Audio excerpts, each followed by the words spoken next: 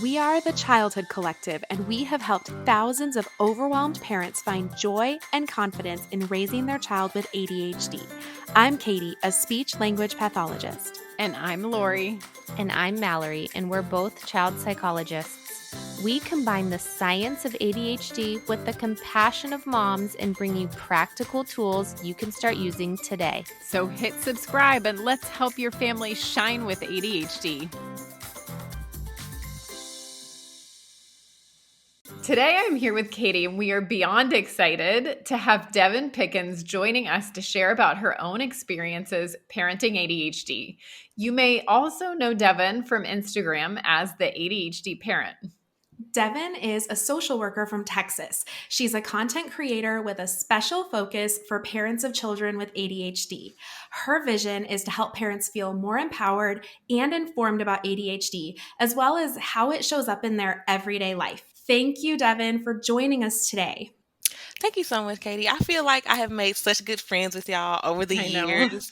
I know we have been trying to schedule this. I feel like since y'all launched y'all podcast, and I'm just so excited to see all of the growth that you guys have had on y'all Instagram and with the podcast. Because Thank I remember you. being one of y'all first followers. You were one of our very first friends. And it's so cool. I know we were all scared to get on a live until you said, like, come on my live. And I think they kind of threw me out there. They were like, Katie's going to do it with you. I was like, all right, me and Devon. Yes. So it's true. It's been a journey. We really appreciate you being here. Y'all are one of my favorite pages, and y'all just bring everything Same to you. together. But like Katie said, my name is Devon, and I started the ADHD parent page after my son Z was diagnosed with ADHD. So our journey began when he was about 4, when we really, for lack of better words, didn't know what was going on.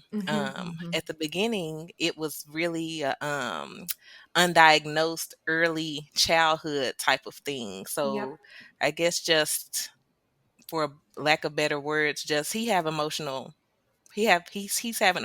problems. We just don't know what's going on. We're going to sit him in this room and we're going to figure out what's going on with him later. So at that point of things, he wasn't really getting, I feel like, any type of academic instruction.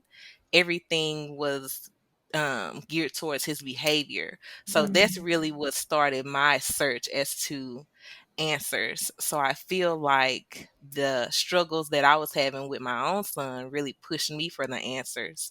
And I felt like maybe other parents are going through this, or I really got on Instagram to cry.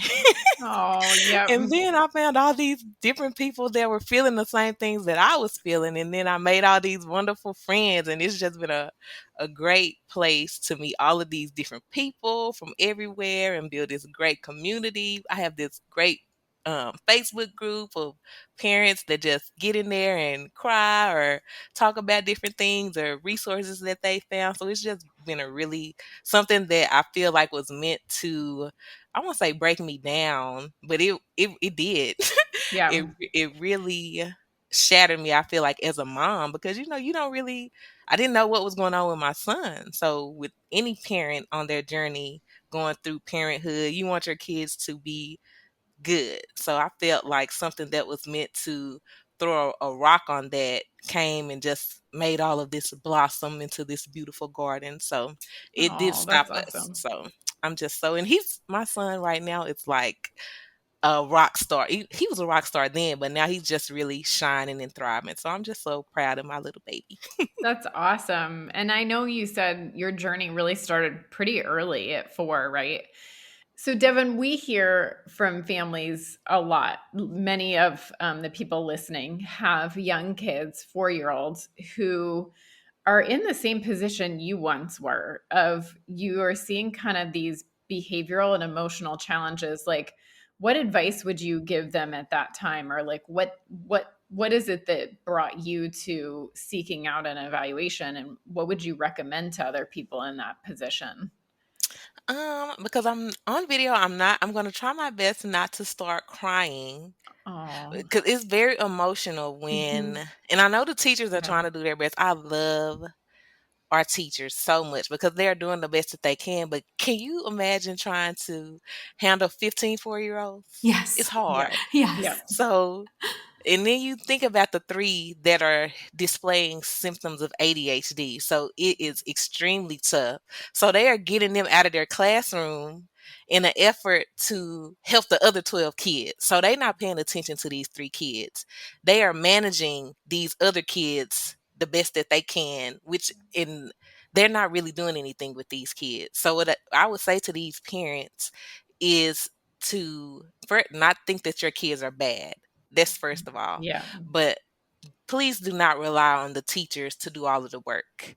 And I think that's where I feel like was an area of opportunity for me is that I felt like the teacher could do all of the work. And then when the teacher didn't do all the work, I was like, well, what you doing? You're not doing anything. What are you You're not doing all helping day? me. I mean, come on. Yeah, you're not helping me. Do better. Da, da, da. Oh man. And I'm like, when I looked at it from the teacher's perspective, I'm like, God bless this lady. Yeah. She has 15 4-year-olds, and 3 to 4 of them are displaying these symptoms of ADHD, and they're hyper, they're impulsive, they're doing all of these different things, and they're not trained. And that's another thing.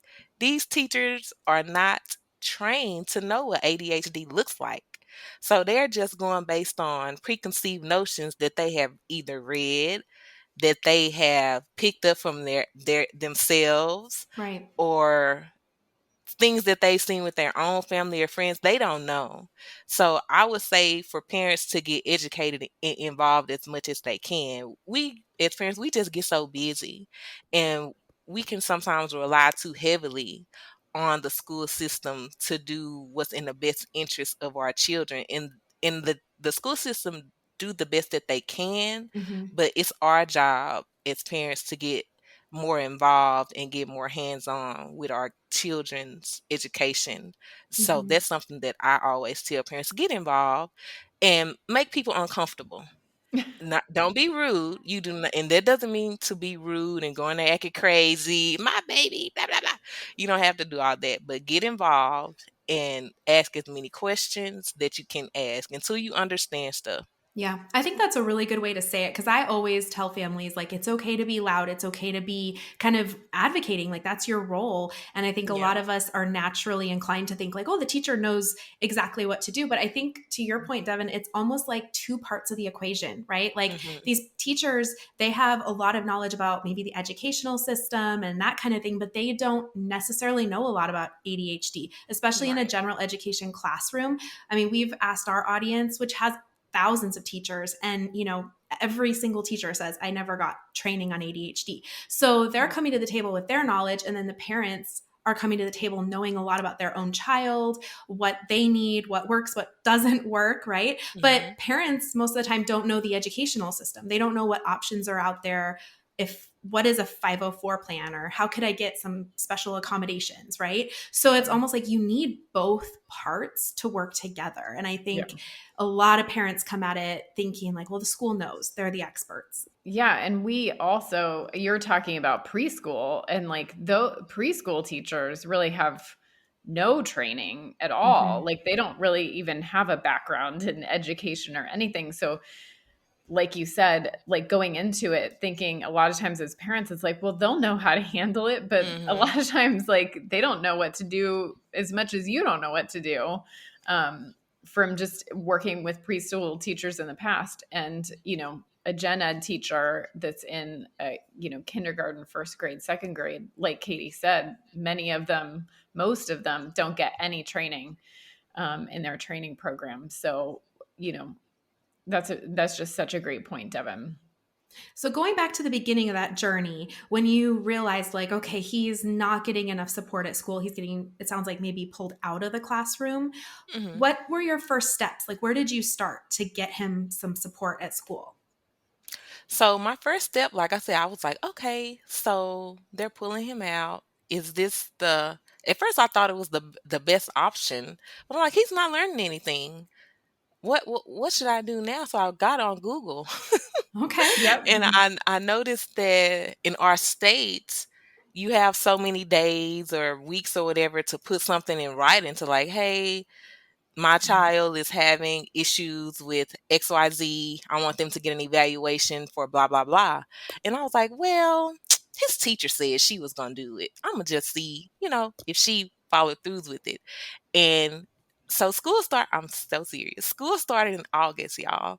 They started pulling my son out of class by September, October. So it was no time. Right. But my son had never been in an education school setting like that.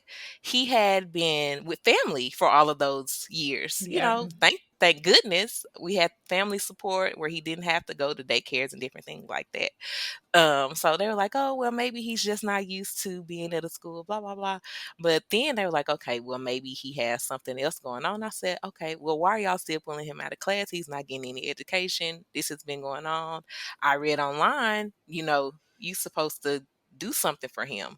And they were like, well, that's going to take a while. I said, well, we need to go ahead and start it. Mhm. So I only found that out by being nosy, but I feel I love like it. they weren't going to tell me about it because it's a lot of work.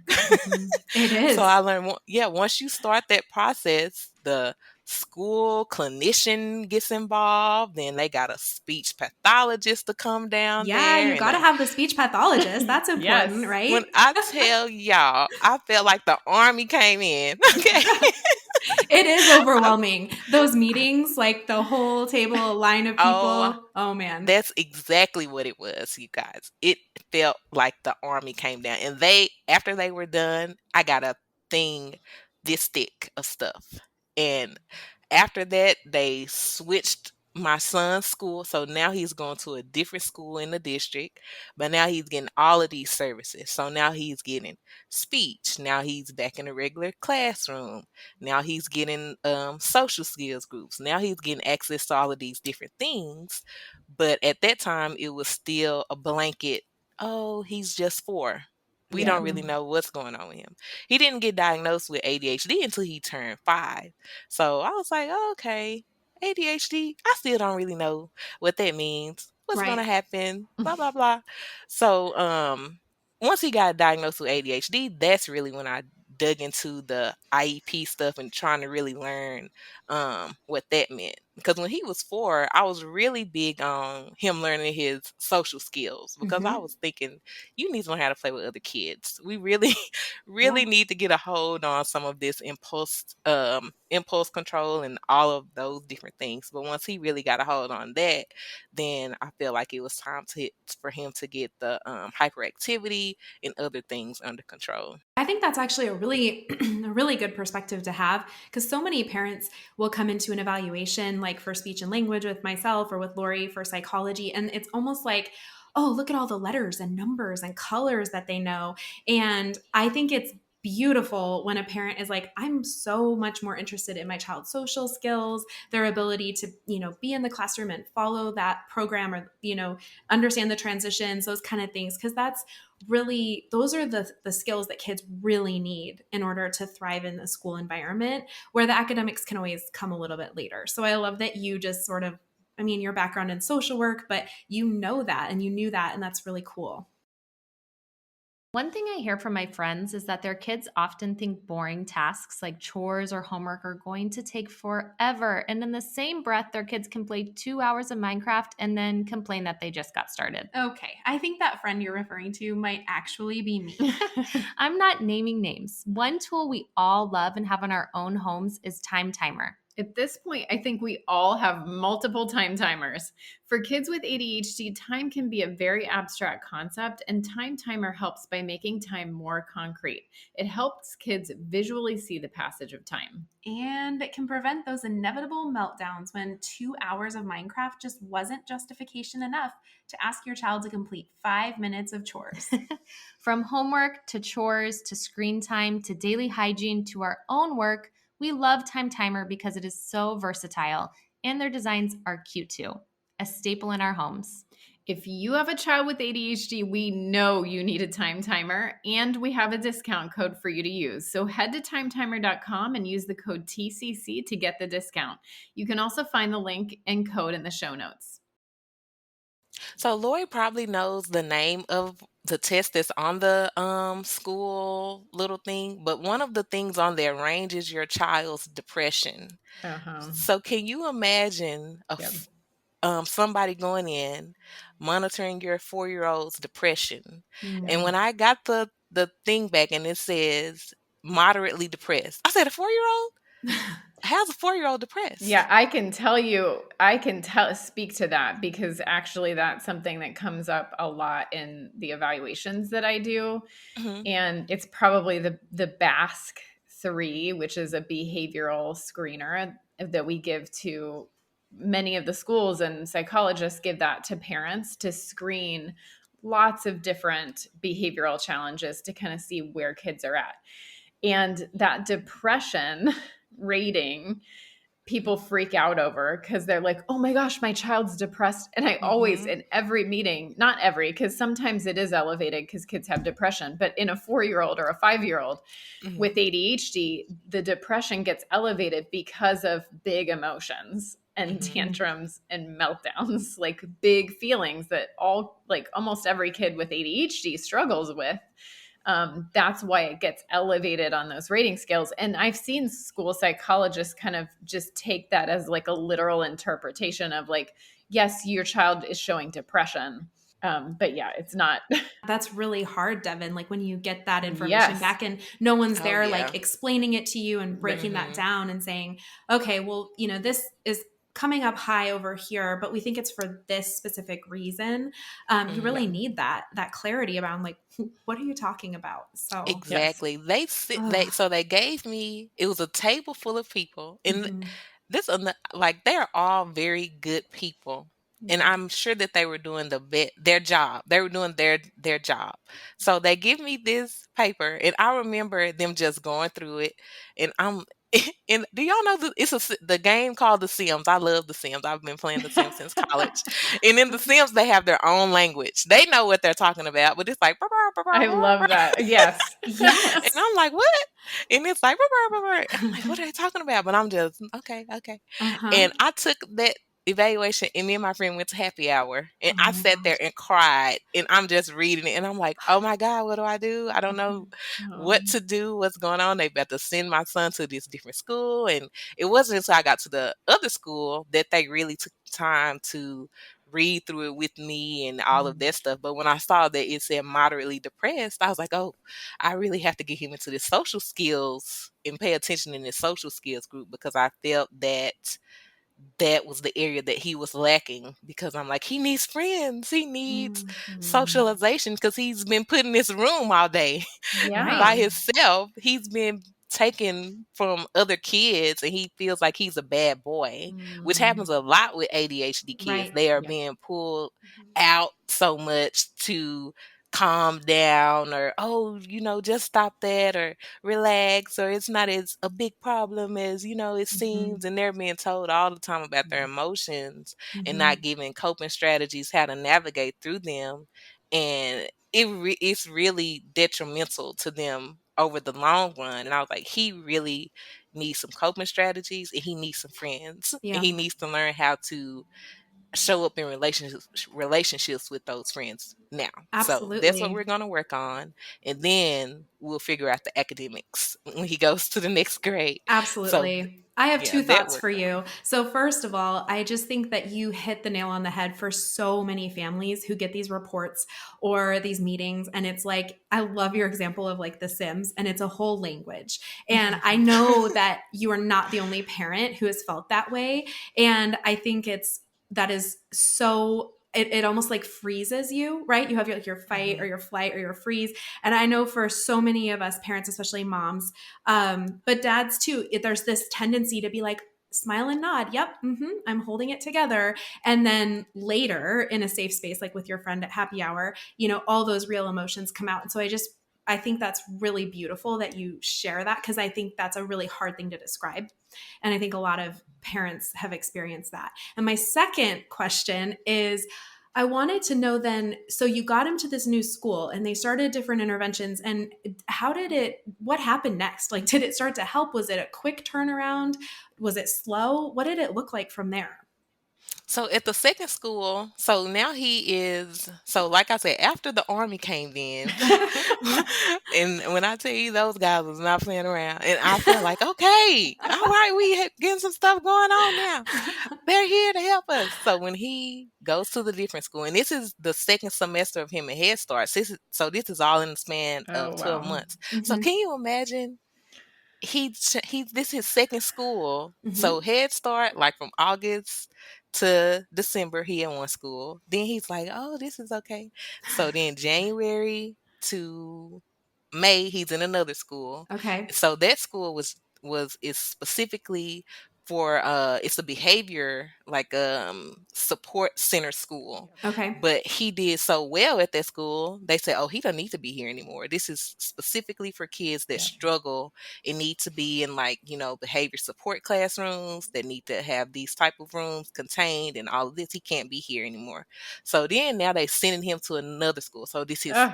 third school, Okay. completely different school. So now he's in a different school. But that school worked really good for him because now he didn't need the behavior support class anymore.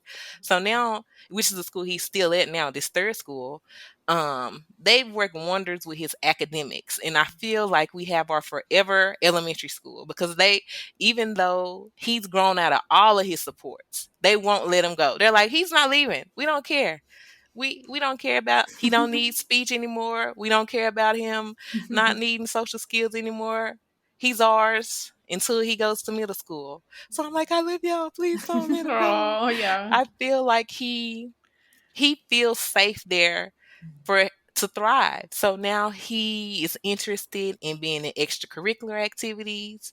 He feels comfortable enough to show up in the community. So now he's like, oh, well, that's what I was saying. He makes play dates for us. I'm like, when you start doing that?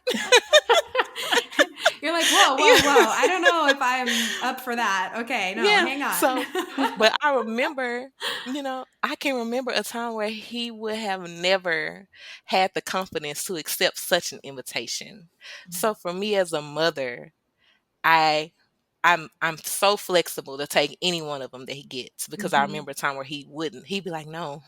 He would be Aw. too anxious or like, oh no, no.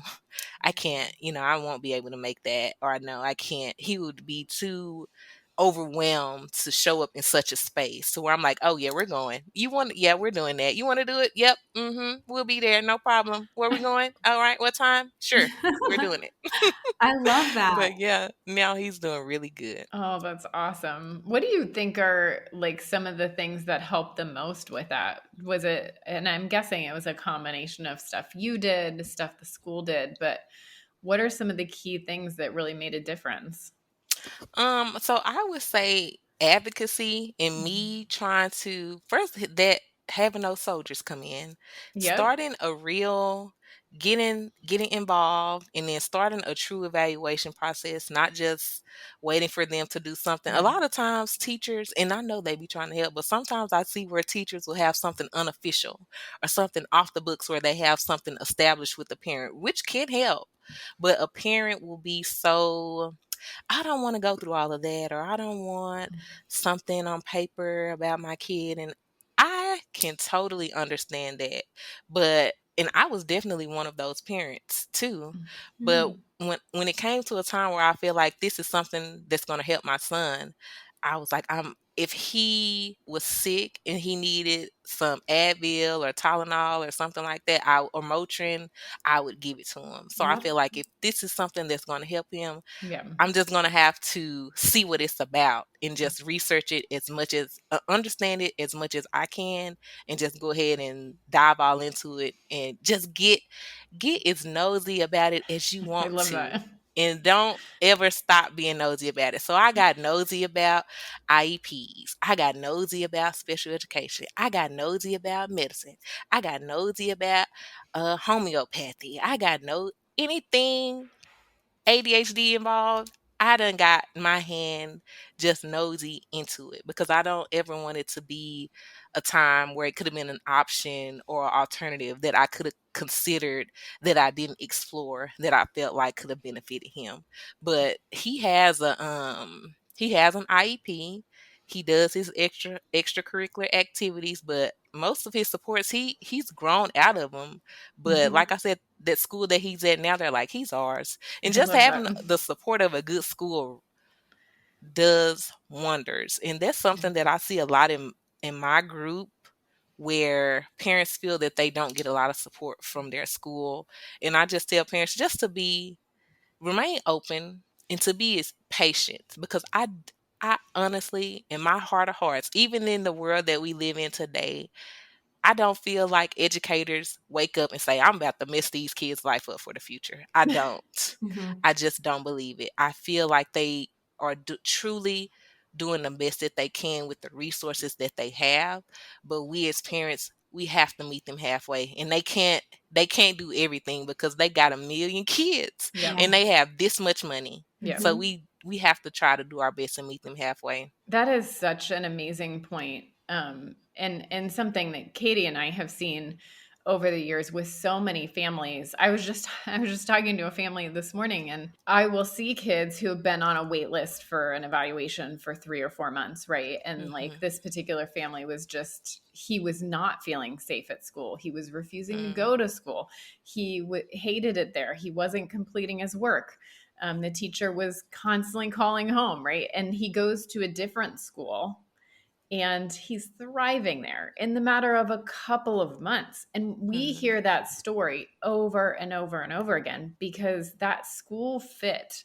And it's not necessarily a teacher, although sometimes it can be. Sometimes it's just like the entire environment or culture of that school, or the homework load, or the all of it is just not, it's not built to support your child, or your child doesn't feel understood, or your child doesn't feel safe. So that's such a great point to, when you're feeling like this school environment isn't a good fit, there are other options out there. Mhm. Yeah, Yeah. absolutely. And I think that can be really scary. I mean, for myself as a parent too, right? Like if something wasn't working well and then I'm going to leap into something unknown, right? At least in this current environment, I know what I do and don't like about it. So I think that's really scary and hard. But we really want to encourage parents who are listening. Like if, I mean, your son, third time's the charm. The third school for him was like the Mhm. perfect environment, and that's something that's really, I think, empowering too for families to hear that. At least here Yeah. in Arizona, there's so many choices about school, and it is exhausting to kind of start to evaluate those. But yeah, looking into different options can be a really big benefit to families. Yep, it's worth it. It's totally worth it. And it can be exhausting and time consuming, especially for Yes. we are not, this is not the 1950s. Parents are working one Yeah. to two jobs sometimes. So make the time. It's there. We have to make the time for our babies as best as we can. So just make as much time as you can, because they're doing the best they can. Absolutely. And when school's not going well, you're spending the time anyway, right? Like you're getting Yeah. the call, you're having to go pick up your Mhm. kid, you're having meetings, all these things. So it's kind of like, I don't know, I agree with you. A lot of these families, they're working. It's really hard to go and like look at different schools and Yeah. shadow and just Yeah. different stuff. But it's like, yeah, there's a time investment either way. So, Right. oh, that can be really, really tricky. So, for parents who feel like their child's school plan just really isn't working, what advice would you give to them? I would give to them, be nosy, and you don't have to. Sometimes parents feel like they have to take whatever answer is given to them. And that was my problem. I'm like, okay, let's do that. But now, especially if it's something on my son's IEP that I don't necessarily understand, I'm not signing off on it. And they're like, okay. Well, at the school that he's at now, I'm more, because I know we built a rapport, and I'm like, okay. Yeah. But at the school before, I'm like, I'm not signing that until I take it home, and I'm going to highlight everything until I I get a love better it. understanding of this. But before, I would go research it and Google everything. I wish I had this. Well, I have a book that's called IEPs for Dummies. Oh, I love it. And I Those are the have another best. one. Yeah, exactly, because it breaks it down Yes. so easy. It's on Amazon, you guys. It's like 19.97, We'll link and it then in the show notes.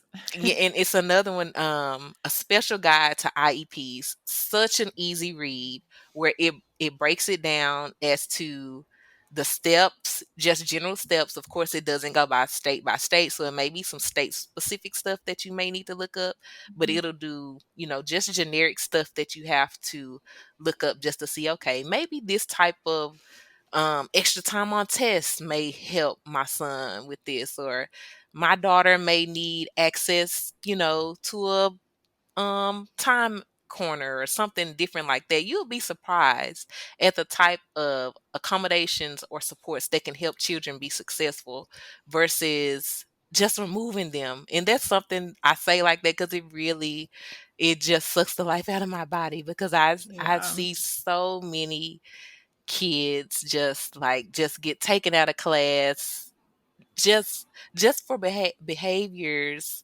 And I say like this because it's just symptoms related to their ADHD, but it gets labeled as behaviors, Yep. Mhm. but it's symptoms related to their ADHD, and they're reprimanded for these things negatively.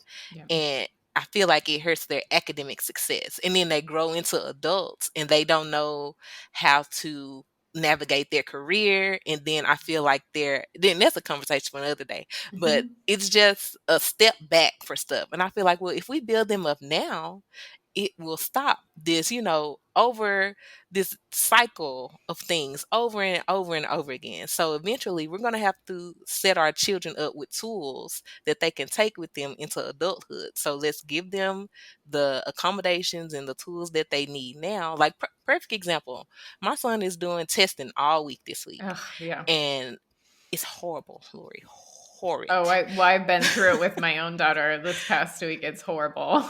It's horrible. So I learned that my son, like myself, he's a very visual test taker. And he does not, if you give my son the test on the computer, he's going to click through it and he will Mhm. fail. He will Yep. click through it and he will fail. So his academics was suffering because of this. And they were like, well, maybe we can give him a paper test, which I didn't know. That's an accommodation. Mm. They can give him a paper test instead of giving it to him through the computer. And another accommodation is they have to provide him a highlighter, which has helped him tremendously because he gets to color. Mhm. So now his test scores are through the roof because he think he Mm. coloring and he have the Yep. hard paper. So I'm like, well, look at you, superstar. That's all we needed to do. Take the computer away from you. So you can be as, Yes. I would tell parents just to be as, you think something is just out of the box, but just be as creative as you can be with these accommodations and supports for students. I would have never thought to offer a child a highlighter to take a test. I would have thought it was cheating or Yep. something like that, Or but it's even that not. they had a paper version. Like Mhm. there's such small things sometimes Right. that make, like you said, a huge difference. Now, my Mhm. daughter had like massive anxiety. It was her first time taking state testing. And Mhm. she's the opposite, where she like would literally not move on and was paralyzed with anxiety because Ugh. she couldn't like do any of the writing. Like they're like, she's like, oh, I have to write a 5 paragraph essay. I'm 8 years old. Like, I don't Right. like, she's I like, don't even want to do that. I can't even write a sentence. Like, it was so awful. Like the state testing, yeah, it Yeah. was a really stressful, I'm sure, a couple weeks for parents and kids like to get through. So, but those are wonderful points. And you have so much amazing information for parents, and we thank you so much for sharing your journey, your expertise, all of your experiences that you've been through today. And we absolutely love how authentic you always are and funny you Yes. always are. Every time we interact with you, it's so awesome. And again, just being like one of our first social media friends in the ADHD space, it's been awesome. So can you tell our listeners like where they can find you if they want to get more information from you or follow along on your journey? Yes, they can follow me on Instagram at ADHD Parent, and they can also find the link to our Facebook group there. I love that you mentioned that. We get so many questions about Facebook groups. Devon's Facebook group is amazing. So we'll definitely link that in the show notes so people can find you that way. Thank y'all for the invite. Thank you so much. Thanks for listening to Shining with ADHD by your hosts, Lori, Katie, and Mallory of the Childhood Collective. If you enjoyed this episode, please like this video and hit subscribe so you can be the first to know when a new episode airs. If you are looking for links and resources mentioned in this episode, you can always find those in the show notes. See you next time.